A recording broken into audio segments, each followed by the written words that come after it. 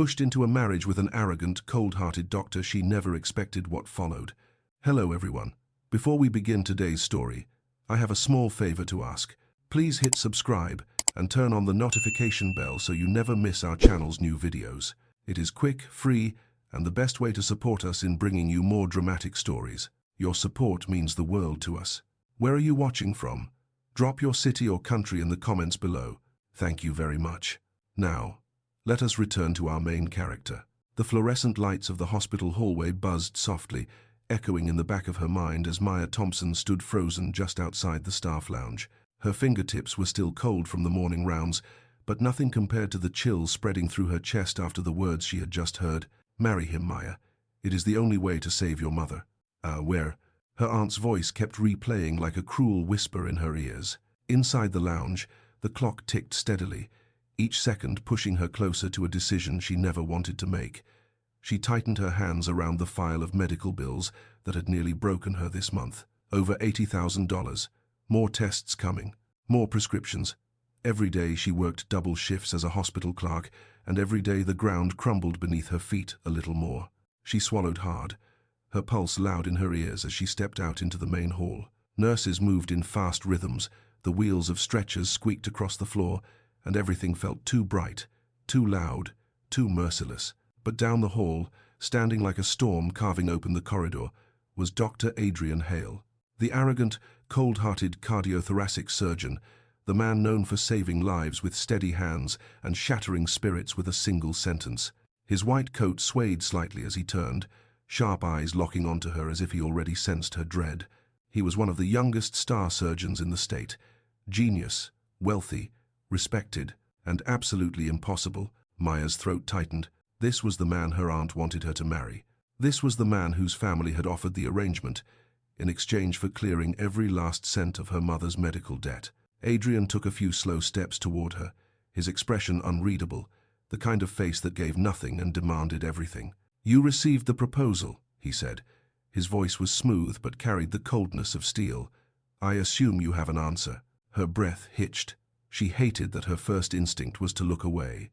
She hated that his presence wrapped around her like tension waiting to snap. She hated even more that her mother's frail voice echoed beneath every fear inside her. "Maya," he said again, softer this time, though the softness felt almost offensive coming from him. "I do not have patience for games. You know the terms. You agree, and your mother receives immediate private care. You disagree."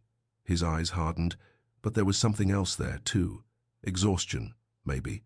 "Then this conversation ends now." A passing nurse glanced between them, sensing something unusual but knowing better than to ask. Maya forced herself to straighten her shoulders. Her palms were sweaty, and her heart trembled. But she met his gaze anyway. "You barely know me," she whispered. Adrian did not blink. "That is precisely why this works." Her stomach twisted. He lifted a folder, the one containing the contract that would bind her life to his for the next 12 months, with rules and boundaries spelled out in emotionless, legal ink. Her voice cracked. "Why me?" For the first time, his jaw tightened, the slightest sign that there was a story buried underneath his cold exterior. "Because I need a wife, quickly, and I do not have time for complications." His tone was clipped, clinical, as if he were announcing a diagnosis. "And you," he continued, "need help, immediate help." The honesty hit her harder than the arrogance. Her breath shuddered. Her mind raced back to her mother's pale smile that morning, the way she tried to hide her cough, the way she whispered, "Do not worry about me, honey," though worry was the only thing she had left. If signing this contract meant her mother would live, if sacrificing herself meant one more sunrise for the woman who raised her, her voice trembled as she spoke. I will do it." For the first time, Adrian's expression flickered surprise, then something undefinable. He stepped closer, the distance between them shrinking, the air tightening. "Good," he said quietly. "Then the terms begin now." But as he handed her the pen, his fingers brushed hers cold, steady, terrifying, and Maya felt a shiver slide down her spine. She had no idea that this moment, this impossible agreement, was only the beginning of everything she never expected. Maya's signature was still drying on the contract when the reality of what she had done began to sink in. The pen felt heavier in her hand than it should have, as if the ink carried every consequence she could not yet name. Adrian closed the folder with a quiet snap, his expression as unreadable as ever. "Pack your things," he said, adjusting the collar of his white coat. "You will move into my residence tonight. The car will pick you up at 6. The words hit her like cold water. "Tonight?" she whispered. "Yes, the sooner we begin, the fewer complications we will have." His tone was firm, not cruel but undeniably final. "There is a schedule to maintain." Schedule. It was such a surgeon's word. Precise, emotionless, efficient. Maya nodded even though her stomach was twisting. He turned away, already halfway down the hall before she could gather her thoughts. His stride was sharp, his presence cutting through the corridor like a blade. It amazed her how someone could take over a space just by walking into it. She watched him disappear around the corner, then exhaled a breath she did not know she had been holding. By the time her shift ended, exhaustion had crept deep into her bones. She returned to her small apartment, barely large enough for a bed and a narrow dresser. The walls were thin, the light flickered when she turned it on, and her mother's scarf still hung on the back of the chair where she had left it that morning. Maya touched the soft fabric gently, feeling a wave of emotion wash through her. She whispered, "This is for you, Mum," even though her mother could not hear her from the recovery wing. With only 30 minutes left before the car arrived, she packed her simple belongings into a worn suitcase. A few clothes, a half-used bottle of lavender lotion, the photograph of her and her mother at Myrtle Beach 5 summers ago. Her life looked painfully small when folded into one bag.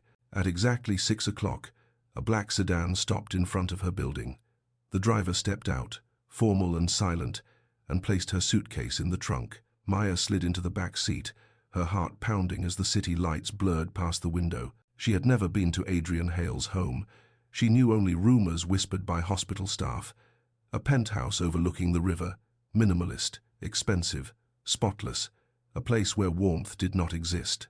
When the car turned into a private underground garage, her breath caught. Everything was sleek, polished, gleaming under white lights. The elevator doors opened with a soft chime, and the driver gestured for her to enter. The elevator rose smoothly, silently, until the glowing number 32 stopped rising. The doors opened into a space so large and pristine that for a moment Maya forgot how to breathe. Floor-to-ceiling windows stretched across the entire living room. The city glowed beneath them, a galaxy of lights far below. Dark hardwood floors reflected the soft ambient lighting. Modern art hung on the walls, cold, abstract, unwelcoming, and in the middle of it all, standing like the final piece of a puzzle, was Adrian. He had changed out of his scrubs and into a black dress shirt, sleeves rolled to his forearms. His posture was straight, composed, controlled, the kind of man who did not leave room for disorder. "You arrived on time," he said. "I tried to," she replied, her voice small in the vast room. His gaze flicked to her modest suitcase. Something almost like discomfort crossed his features, but only for a second. "This will be your room," he said, leading her down a hallway. He opened a door to a guest suite larger than her entire apartment. A queen-sized bed, a private bathroom, soft lighting, a window facing the city skyline. Maya stepped inside slowly. "This is beautiful." "It is functional," he corrected. "If you need anything, inform me. We have an early appointment tomorrow to register the marriage license." The words struck her again. Marriage license. This was happening. Adrian paused at the doorway, his hand still on the frame. For the first time since she met him, his voice softened by a fraction. "This arrangement may be a contract, but I expect mutual respect. I will not interfere with your life more than necessary, and I ask the same in return." Maya nodded. "I understand." First, he inclined his head once, sharply, then stepped back. "Rest, Maya. The next few weeks will be demanding." When the door closed, she stood alone in the quiet room, listening to the faint hum of the city far below.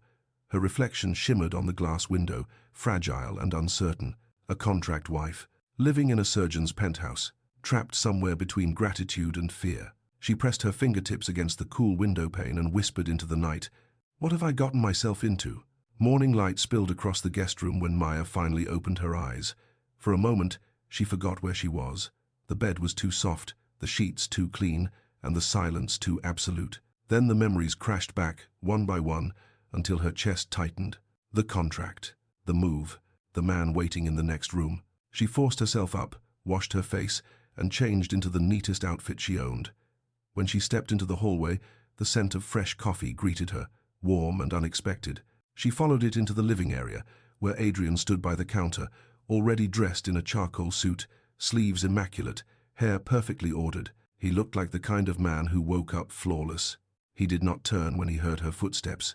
"Coffee?" he asked, pouring a second cup without waiting for her answer. "Yes, thank you," she said softly. He placed it on the island in front of her. The cup was porcelain, thin and elegant.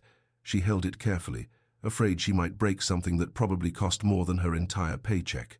"We are meeting the county clerk at 9, Adrian said, checking the time on his watch. "After that, there will be a brief appointment with my family attorney. He will notarize the secondary documents." "Secondary documents?" she repeated. "Financial protections, confidentiality agreements, and conditions for termination of the contract." His tone remained steady, businesslike. "All standard." Maya nodded, though her nerves buzzed like static under her skin. The idea of standing in a courthouse beside him, signing papers that declared them husband and wife, felt unreal. Yet, it was happening. In a matter of hours, her life would officially split into a before and after.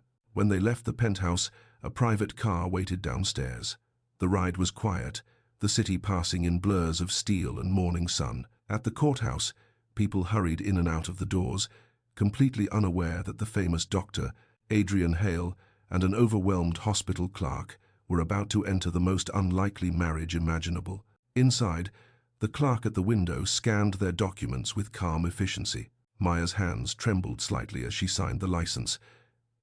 Adrian signed next, his handwriting precise, his expression unreadable. When the clerk stamped the final page, the sound echoed in Maya's chest. It was real now. They stepped outside into the sunlight, the breeze cool against her skin. Maya clutched her purse strap to steady herself. Adrian watched her for a long moment, studying the tension in her shoulders. "Are you all right?" he asked. She nodded, though her voice came out thin. "It is just a lot to take in." "That is understandable," he said. "This is not a normal arrangement." There was no judgment in his tone, no arrogance, just truth. From the courthouse, they drove to his family attorney's office on the upper floor of a glass building overlooking the river.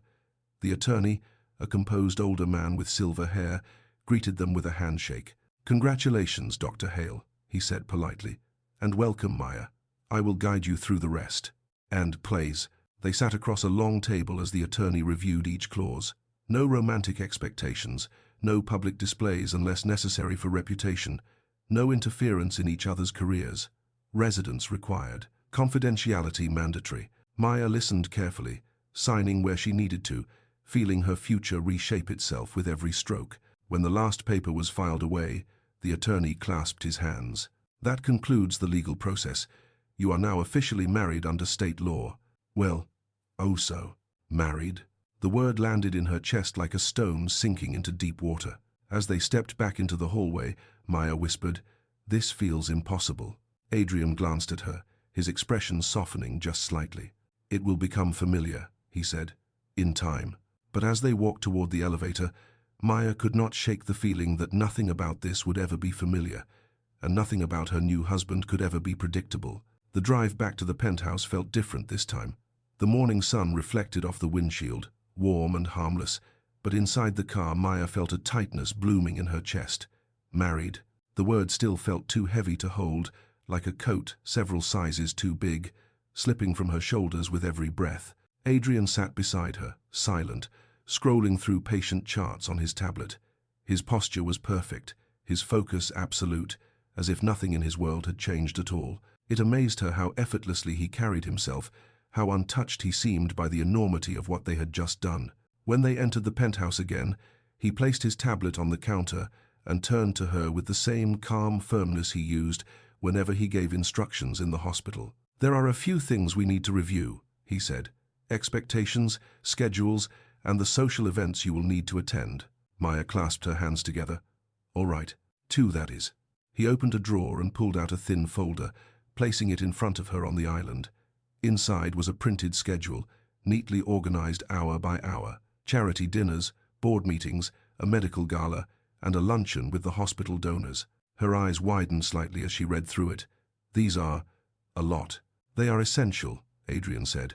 My position requires a certain level of visibility, and my wife will be expected to appear with me at several events each month. As 18. The word wife made her heart stutter. He said it so casually, as if she had always been part of his life. She studied the list again, feeling a familiar insecurity rise in her stomach. These events would be filled with wealthy people, powerful people, people who would see right through her cheap dresses and discount shoes. She could already imagine the stares, the whispers. "I do not know how to behave at places like these," she admitted quietly. Adrian watched her for a moment, and something in his expression shifted. Not pity, he was incapable of that, but perhaps understanding. "You will not be alone," he said. "I will guide you. There are a few basic things we can practice." "Practice?" she repeated. He nodded once. "Social etiquette, posture, introductions, handling questions from donors or board members. It is easier than it sounds." She doubted that, but she nodded anyway. Adrian stepped back slightly, his tone becoming more measured. "There is also the matter of your appearance at formal events. I took the liberty of arranging a stylist for tomorrow morning." Her breath caught. "A stylist?" "Yes. Someone discreet and professional. You will need attire appropriate for the gala next week." Maya looked down at her clothes, simple, worn, nothing like the polished world he lived in. "I do not want to be a burden." End quote. "You are not a burden," he said quickly, surprising her. Then, as if realizing his own tone, he straightened. "This arrangement requires certain appearances. That is all." She nodded, unsure how to respond. After a moment, he walked toward the hallway, stopping just before turning the corner. "You handled everything today with composure," he said without facing her. Not everyone could. The unexpected compliment warmed her in a way she did not anticipate. When he disappeared into his office, Maya stood alone in the quiet kitchen, staring at the folder of events and expectations. This was her new life, now dinners with people she had never met, cameras pointed at her face, and a husband who lived in a world she barely understood. She exhaled slowly, steadying herself. If she was going to survive this marriage contract or not, she would have to become someone stronger than she had ever been before. The next morning, Maya stood near the living room windows, the city stretching endlessly beneath her. She had barely slept. Her mind kept replaying the schedule Adrian had given her, and the word she still struggled to believe belonged to her now. Wife. At exactly 9 o'clock, the penthouse doorbell chimed. Adrian stepped out of his office at the same time, adjusting the cuffs of his shirt. "That will be your stylist," he said. "Her name is Evelyn Hart. She has worked with several of our donors and understands the level of discretion required." Maya nodded, smoothing her palms against her jeans as Adrian opened the door. A woman in her mid-40s entered with calm confidence, dressed in a sleek navy suit. Her smile was warm but professional. "Mrs. Hale, it is a pleasure to meet you." The title made Maya's breath catch, but she forced a small smile. "Thank you. Please call me Maya." "Of course," Evelyn said kindly. "We will begin with measurements and then try a few potential looks for the gala." Maya glanced instinctively at Adrian. He met her eyes with a reassuring nod, a gesture surprisingly gentle, coming from a man known for steel edges and sharp words. Evelyn guided Maya into the guest room, setting up fabric samples and a small rack of dresses. Soft colors, elegant silhouettes, nothing like anything Maya had ever worn. As she tried on each piece, Evelyn offered quiet encouragement, adjusting hems and smoothing fabric with practiced hands. "You have a natural grace," Evelyn said, stepping back to assess a deep emerald gown. "This one brings out your eyes beautifully." Maya looked at her reflection. The woman in the mirror seemed familiar yet distant, still her, but standing taller, holding herself with a confidence she did not recognize. When they returned to the living area, Adrian looked up from his tablet. His gaze moved over the gown with an unreadable expression, but something softened around his eyes. "It suits you," he said simply. The compliment was brief, but it lingered in her chest longer than she expected. Evelyn packed her materials and scheduled a follow-up fitting, then left with a polite farewell. As the door closed, the penthouse grew quiet again. Adrian placed his tablet down. "The gala is in 3 days. We will attend together. There will be photographers and press, but you will manage fine." Maya nodded, though nerves fluttered beneath her ribs. "I hope so." "You will," he said, his tone steady. "You handled yesterday well. You will handle this too." For the first time since the contract began, she felt a strange flicker of something new trust, fragile but growing. As Adrian returned to his office, Maya stayed by the window, watching the city far below. She had entered this marriage for survival, not belonging. Yet somehow, piece by piece, the world around her was shifting, and she could not help wondering what the next shift would bring. 3 days later, the night of the gala arrived with a weight Maya felt in every breath. The penthouse buzzed quietly with preparation, her emerald gown hung by the door, the soft fabric shimmering under the warm lights. She stood in front of the mirror, smoothing the dress with trembling hands. She looked composed on the outside, but her heart beat with a frantic rhythm she could not steady. A light knock sounded before Adrian appeared in the doorway, dressed in a black tuxedo that fit him with flawless precision. For a moment, Maya forgot how to speak. He carried an effortless authority, the kind that drew every eye the second he entered a room. "You look ready?" he said. "I feel nervous," Maya admitted. "That is normal. Stay close to me. I will handle the introductions." The reassurance was subtle, but it grounded her more than she expected. Their driver took them to the event center overlooking the river. Cameras flashed the moment they stepped out of the car. Maya froze for a heartbeat, blinded by lights and startled by the swarm of voices. Adrian placed a guiding hand near her back, not touching, but close enough that she felt the steadiness of his presence. Inside, guests mingled beneath crystal chandeliers. Conversations rose and fell like waves.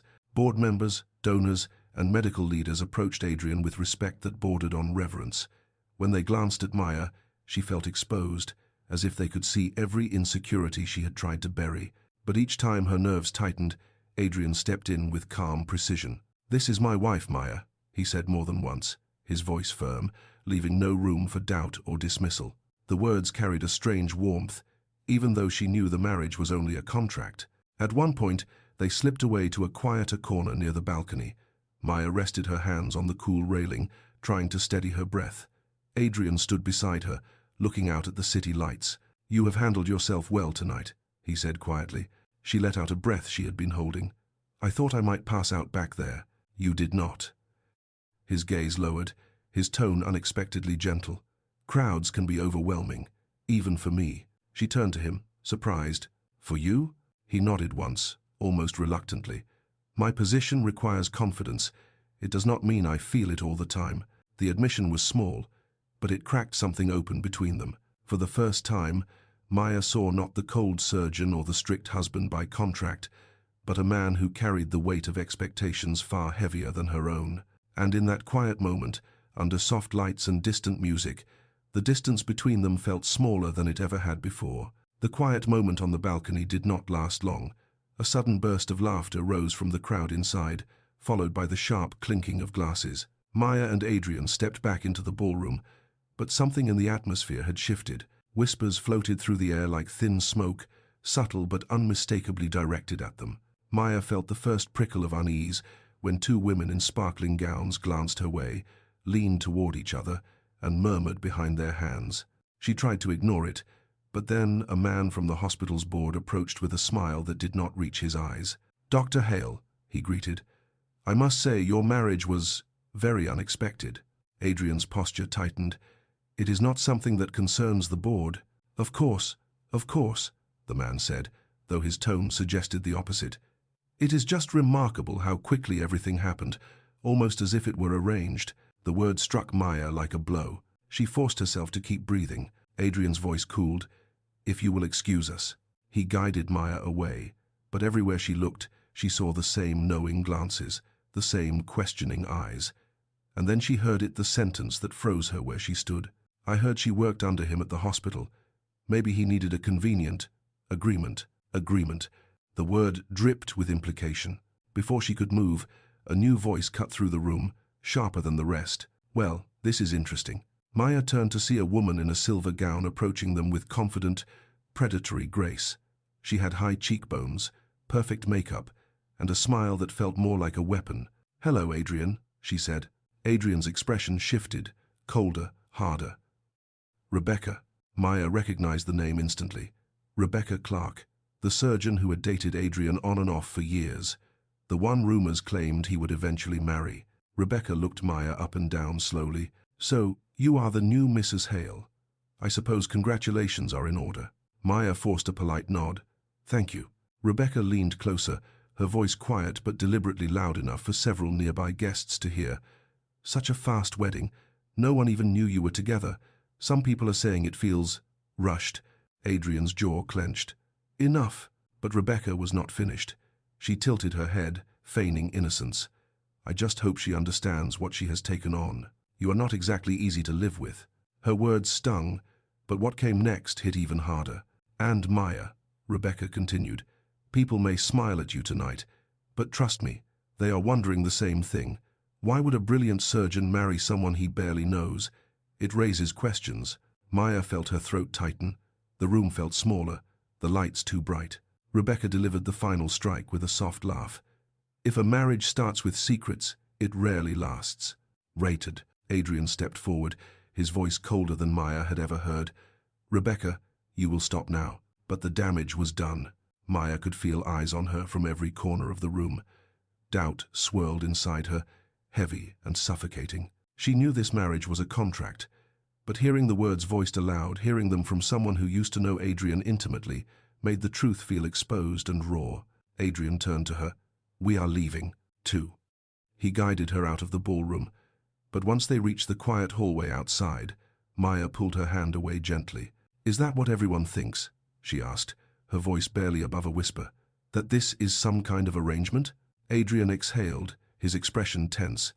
"People will always talk. It does not matter." "It does matter," she said, her breath unsteady. "Because I am the one they are judging. I am the one they think does not belong here. And Tulvent." Her voice trembled, not with anger, but with hurt. Adrian opened his mouth to answer, but for once he had no immediately perfect reply. He looked at her with something deeper than frustration, something closer to guilt. "Maya," he said quietly, "I will fix this." But she stepped back, her eyes shining with unshed tears. "I do not know if you can." The silence between them deepened, filled with every unspoken truth they had been avoiding. The contract had brought them together, but for the first time, Maya felt the sharp edge of what it really meant. She was his wife on paper, but in that moment, surrounded by whispers and doubt, she had never felt more alone. The ride back to the penthouse was wrapped in silence, not the comfortable kind that had begun forming between them in small moments, but a heavy, suffocating quiet that settled in Maya's chest like a stone. She stared out the window, watching the city smear into streaks of light, trying to blink away the sting in her eyes. When they stepped into the penthouse, Adrian closed the door behind them and spoke first. "Maya, about tonight." She lifted a hand gently, stopping him. "You do not need to explain. Rebecca is right. None of this makes sense to anyone. It barely makes sense to me." Adrian's jaw tightened. "That does not give her the right to speak to you that way." "He's plays." "No," Maya said softly, but she only said what everyone else was already thinking. He stepped closer, frustration flickering in his eyes.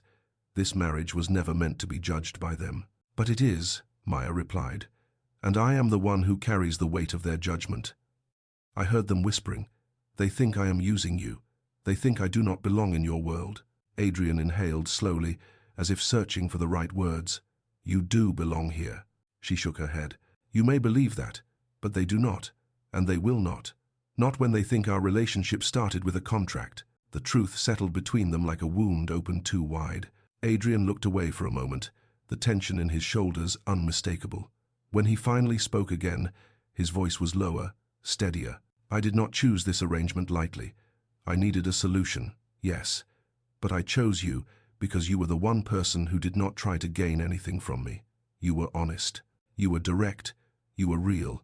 That is something very few people in my world offer." His words struck something deep inside her, but before she could respond, he added, "And I will not allow anyone, Rebecca included, to diminish you." He turned away abruptly and walked into his office. The door closed behind him, leaving Maya alone in the quiet living room. For a long time, she stood still, unsure what to feel. Then she noticed something on the counter, a small black box, simple and elegant. She opened it slowly. Inside was a diamond ring. Not the ring from the courthouse. Not the simple band they had chosen for practicality. This one was different, delicate, radiant, unmistakably chosen with intention. A card rested beneath it. Maya lifted it with trembling fingers. It read, "If we must live a lie, then let the world at least see something beautiful. Righty. 4 C's Nomans. Adrian."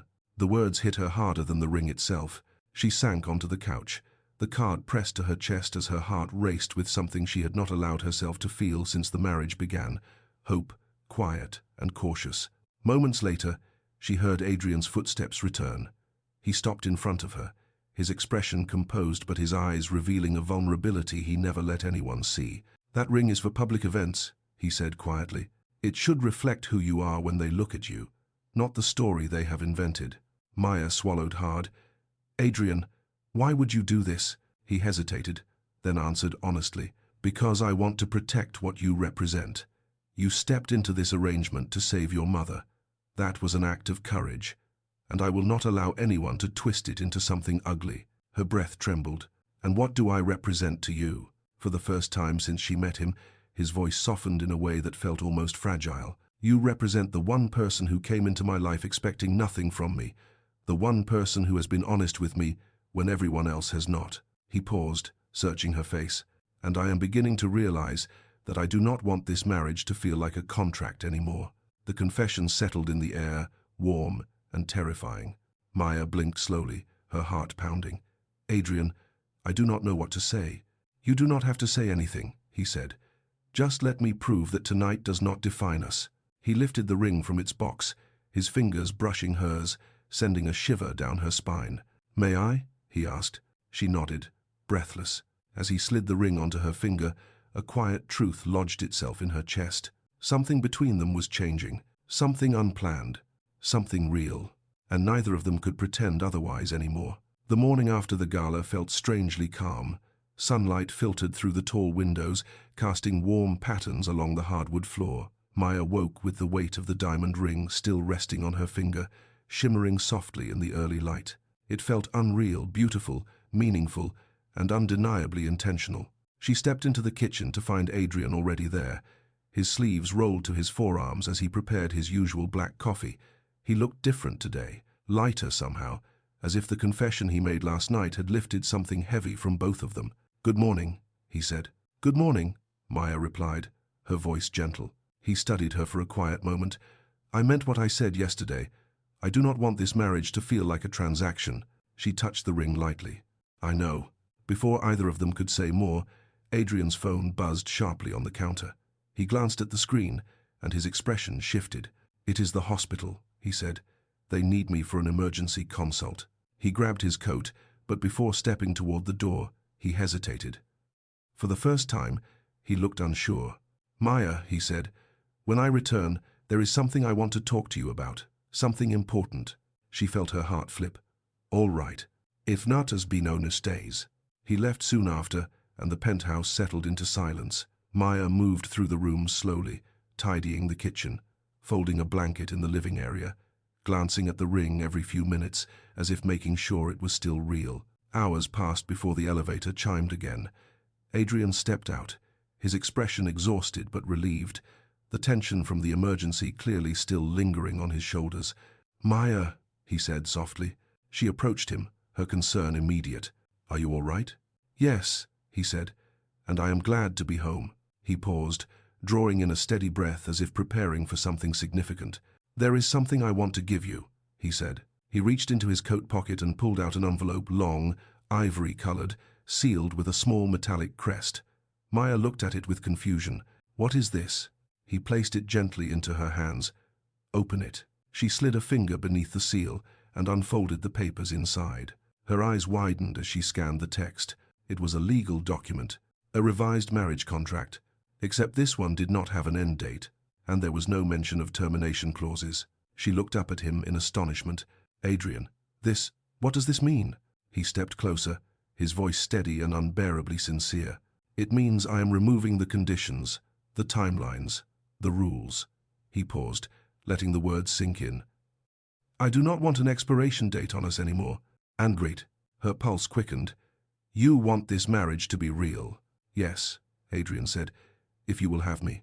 Not as a contract, not as an obligation, but as your husband." Emotion swelled in her chest, warm and overwhelming. She had entered this marriage to save her mother, never imagining it would lead her here to a man who had been cold, distant, unreachable, now standing before her with honesty in his eyes. "Adrian," she whispered, I want that too. Relief softened his entire posture. He reached out slowly, giving her room to pull away, but she did not. His hand slipped into hers, warm and grounding. They stood together in the quiet of the penthouse, two people who had entered a union built from necessity but had discovered something far deeper along the way. Adrian lifted her hand and pressed a gentle kiss against her knuckles, just above the diamond ring he had chosen for her. "No more contracts," he said. "Just us," she finished softly.